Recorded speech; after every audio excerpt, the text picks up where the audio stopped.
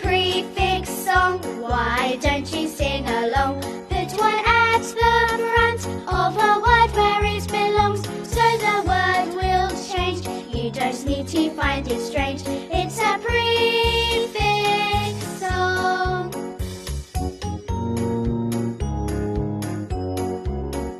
Take a word like kind, add a prefix and you'll find that the word can change to something like unkind. It's the meaning that has changed as the word is rearranged, but we never